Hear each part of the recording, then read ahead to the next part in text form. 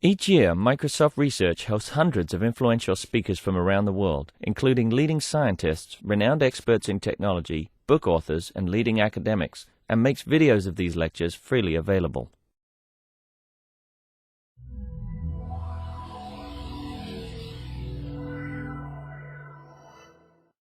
And by Paul Kelly, also of the Imperial College London in the UK.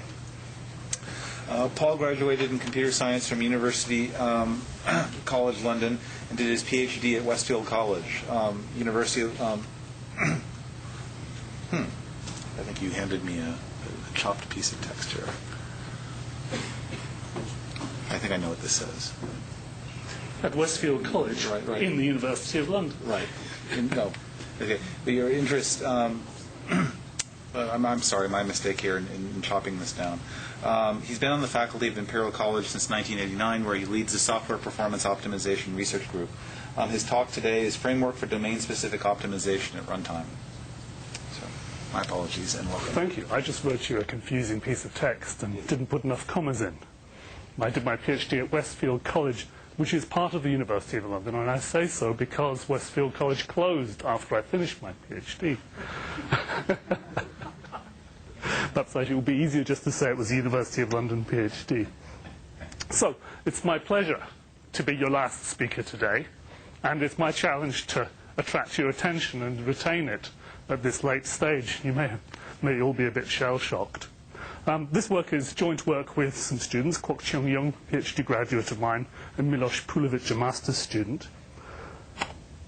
I lead a software performance optimization research group at Imperial College. It's not a huge group, but we do a huge number of different kinds of things, as you can see, but don't really have time to look at there. So I'll move on, but if you'd like to look at and come and talk to me some other time, that would be great.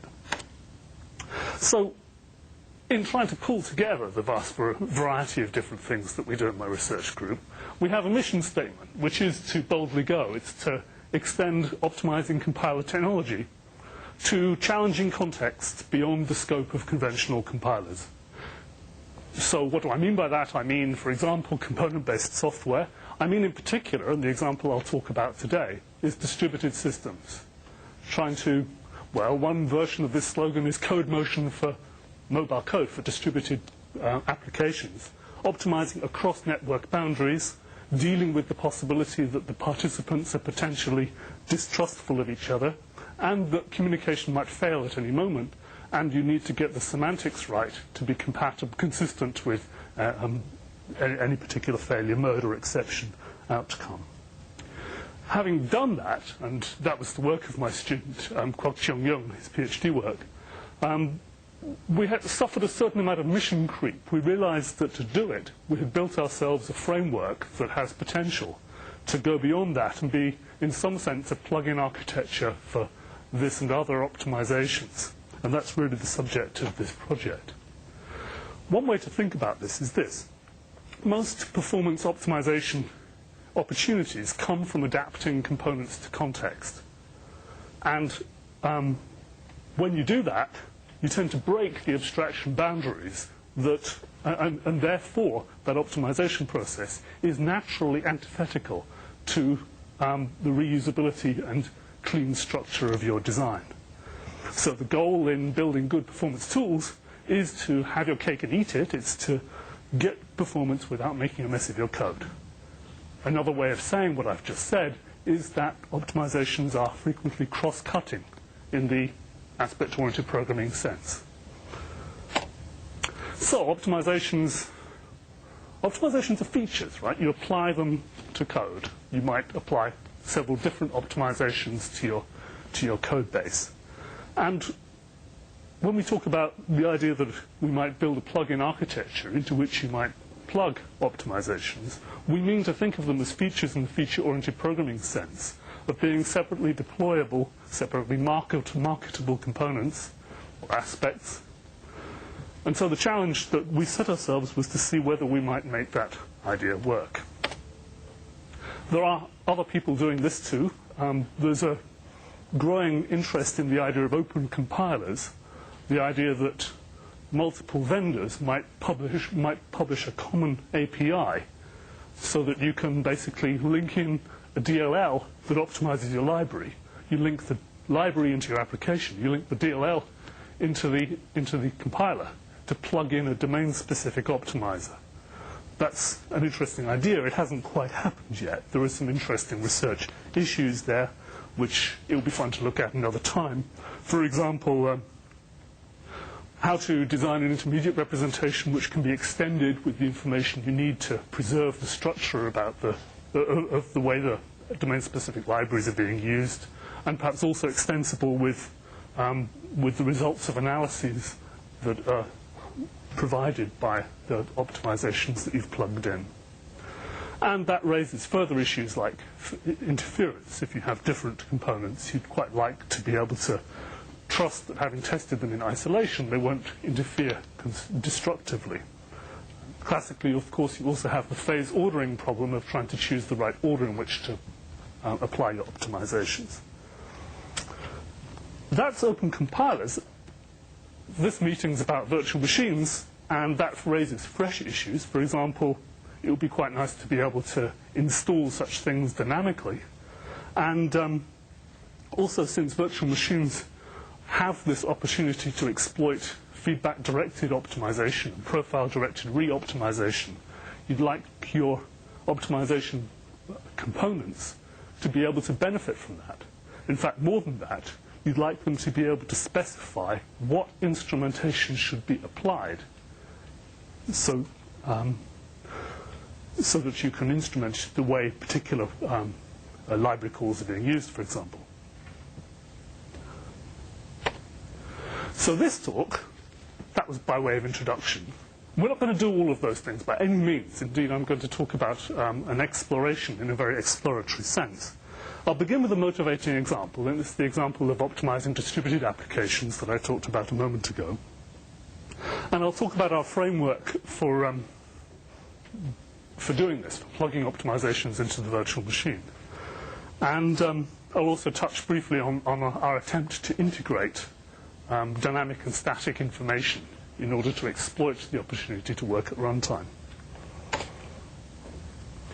So our strategy in doing this was to start with a re-implementation of our work on optimizing distributed Java applications and do it for .NET. And hopefully do it better, do it with lower overheads, and along the way build some general purpose tools. The results so far, well, we've built a library a little bit like the Rail library that you've just been hearing about that lets you introspect on code as it's being loaded, or indeed after it's been loaded, and do data flow analysis on it. And we have a framework which allows you to deploy at least some optimizations using an aspect weaver. And I'll show you that. So, this is the basic idea of aggregating. Does this thing work? Yep. Of aggregating remote calls. Suppose you have a sequence of remote calls being made by your client here. The natural implementation that everybody expects is this one here, where parameter A is sent over the network, result X is sent back. Parameter A is going to be sent again. What we would hope a smart implementation to do, and what our optimizer can do for this code, is this. We send a script over to the server saying apply F, then G, then H, and we send parameter A across the network just once, and we notice that the results X and Y are not actually required in the code that follows on the client. They're dead. So we don't need to send them back, so we only send Z back over the network. So there really is substantial performance potential in this. And the challenge, of course, is to get the semantics exactly right. So I would plug the work of my colleagues Yoshida and Ahern, who've recently published a paper which they would claim actually does that. It demonstrates it uses the semantics for Java with remote method invocation to characterize precisely the correctness criteria under which you can do this optimization. That it really works is illustrated by this little example. It's from a little textbook called Java Examples in a Nutshell. And this is code clearly written for clarity and simplicity. It makes a sequence of 7 remote calls to inspect the contents of a room in a multi-user dungeon. These are all aggregatable, and our optimizer and our implementation aggregates them completely transparently, yielding a performance benefit that depends upon the speed of your network, obviously. But on a slow, wide area network, it's something in the region of 5. So the Java implementation that we did works as a rather strange thing. It's essentially a just-in-time Java interpreter running on top of a JVM. So it's a virtual machine that tries, as whenever possible, to delegate actual execution of bytecodes to the underlying virtual machine. It works by intercepting the class loader, and when it does so, and what it does is it fragments each method into a set of essentially basic blocks, broken at remote calls and various other control flow forks and joins. And it also calculates data flow information for each of these blocks, data flow metadata, dependence metadata, the uses and defs and liveness information for each of these blocks, so that the runtime system can inspect. So when it gets to this remote call, it can look at the code that follows it, look at its def and use information, and make a runtime decision to see whether or not it can delay execution of that remote call in order to be able to place it next to the second remote call and thereby allow aggregation. And in this case, you can do that provided you take a copy of parameter P first.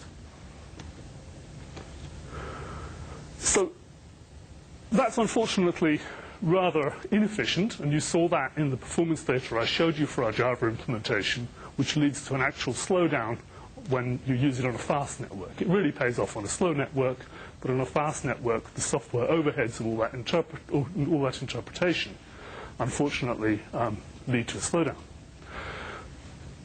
What we wanted to do, of course, was to get the benefit of working at runtime and not pay all the overheads. The kind of example that motivates trying to do runtime optimization is something like this.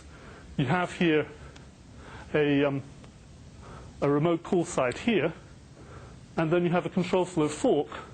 You have a remote call site here.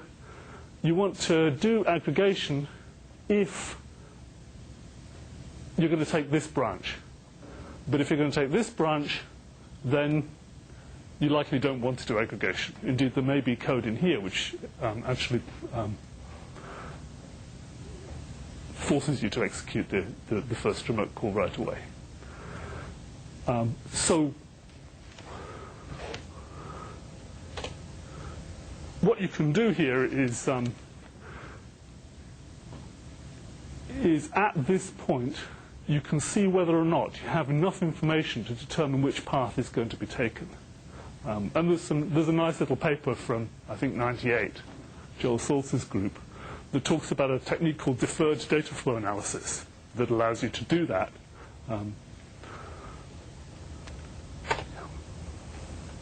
So that's kind of by way of introduction to what we were trying to do. Now, this idea of having a component, a plugin, that deploys, that represents an optimization in a separate component-like form, we need some kind of query language that talks about the potential sites, like those remote call sites. We need to refer to the data flow or dependence information at that call site. We need to do that in both statically, in order to be able to exploit static analysis and do the optimization without any runtime overhead at all where you can. And you'd also like to be able to insert runtime code, which makes similar decisions but does so using information that's only available at runtime. So we started by thinking about this in aspect-oriented programming terms, or rather we started by building it as a hack, and then we thought we might try and dress it up. Now I have two versions of this slide. This one's the honest one, in that this one is mostly verbatim code that actually runs. It's based upon the Loom dynamic aspect weaver, and it's kind of hard going. So what I thought I might do is show you the hidden slide, this one. This is the specification that I gave to the student. I said, why don't we try to build optimization components by specifying them as aspects? And so this is an artist's impression. You know how when they talk about the space program and how they're going to send the spacecraft to distant moons of distant planets, and they employ artists to draw beautiful pictures of what this thing will look like when it arrives at the planet, which nobody will ever see. Well, this is a little bit like that, right? So the story here is that this is a sketch in the spirit of aspect J. What I'm doing is I'm saying, here's an aspect, here's an optimization component for optimizing remote method invocation calls. And these point cuts here, the dot dot dots, conceal some code which I could show you. This point cut says is the query on the code base that characterizes a likely remote call, something that we want to intercept and consider. Then we have another one that characterizes whether or not, if this is a remote call, it can be delayed and executed later after the block that follows. Right? And then we also, of course, need to be able to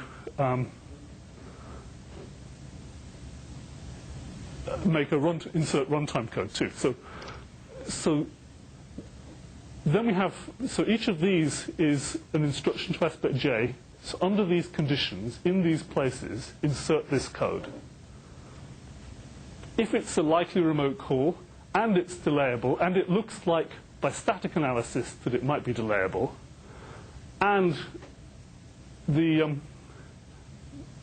if necessary, any dynamic analyses show that it is delayable, then we add this call to our list of delayed remote calls and proceed executing the code that follows it, knowing that we will come to another remote call, which we can aggregate with this one. Right? And then we have the other cases for when we meet another remote call and we have something in the list of delayed calls. So we can execute one or more delayed remote calls together. So I've skipped some code here where we would actually package this sequence of remote calls up into an aggregated call that can be done in a single message exchange. That's the principle of the thing. That's the implementation so far, and it's not very transparent. But the principle is the same.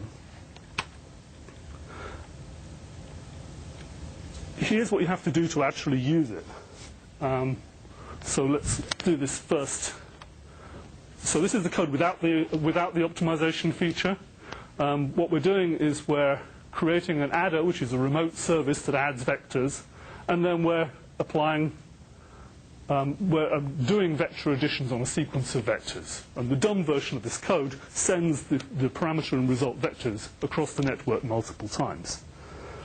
If using the Loom Weaver, we can interpose our new optimization aspect and create a new version of this adder that has this aggregation feature. What's happening here is that we're looking up the code for the adder in our code database. This is very, very much like Rail, in fact, and doing a data flow analysis on it and constructing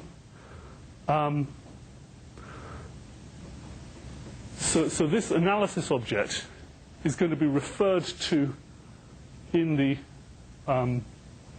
advice in that aspect in order to make runtime optimization decisions. Okay. So The slide says it's slightly clunky, and it is. It's slightly clunky essentially because we wanted to dress this up in a nicer aspect weaver.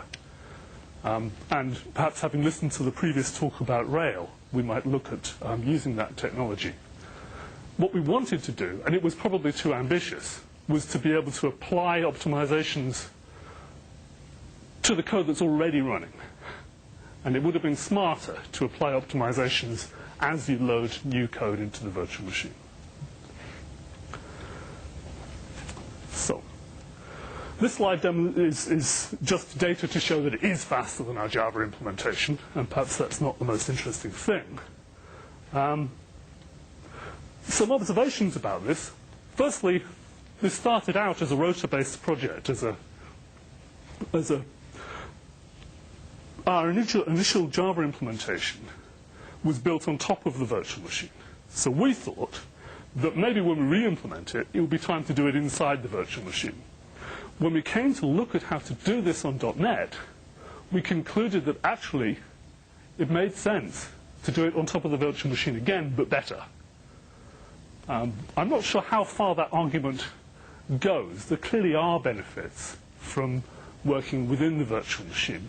But on the other hand, perhaps the most interesting challenge is to design a virtual machine that allows you to do all these cool things without having to get inside it. So, another observation is the role of the aspect weaver. The previous talk about Rail was really interesting because it looked like an aspect language, but it wasn't one. It was a tool for hacking binaries as you load them, as far as I could see.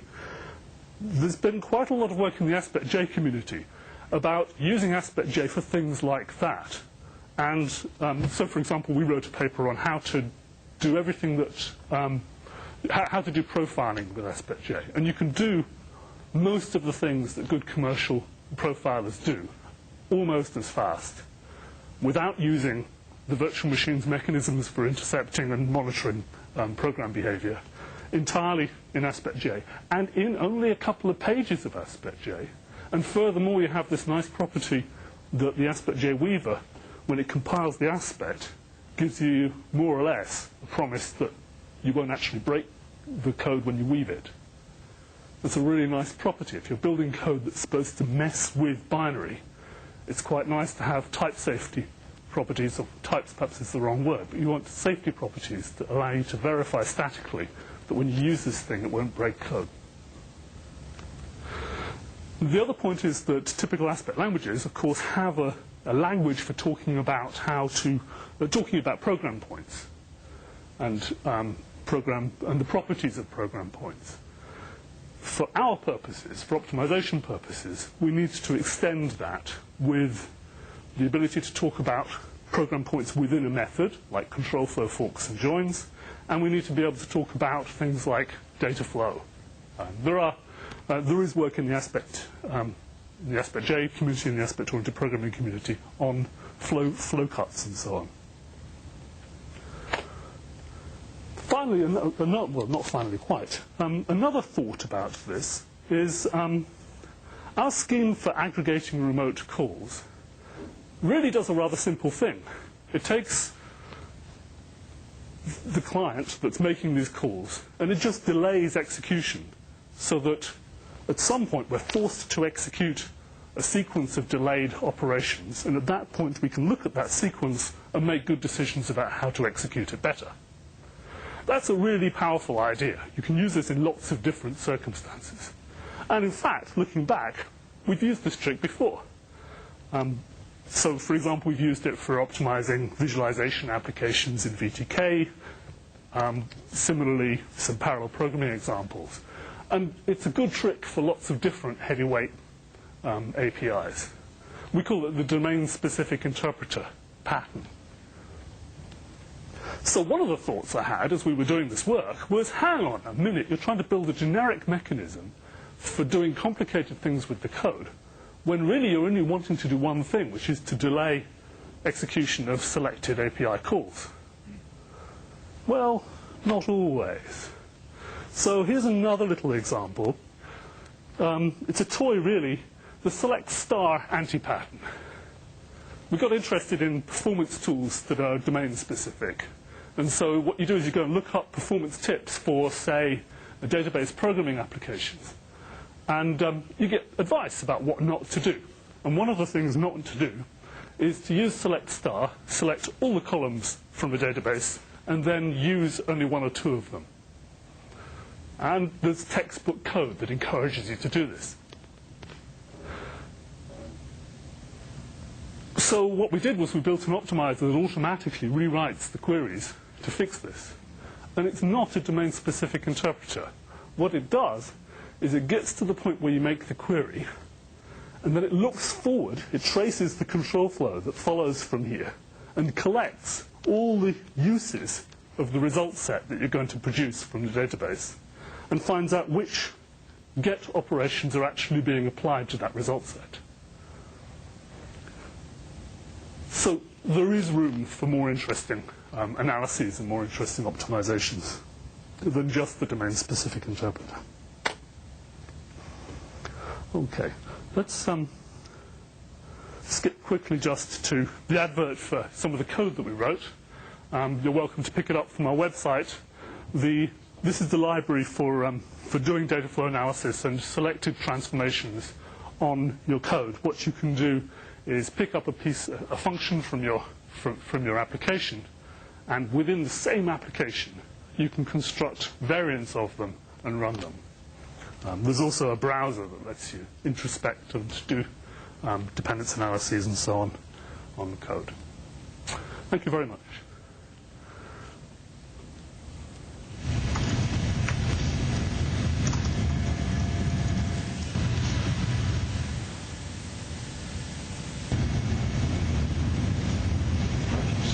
I'm curious whether you've seen any of the stuff that was announced last week at the Professional Developers Conference on something called Link, which is Microsoft's entry into this sort of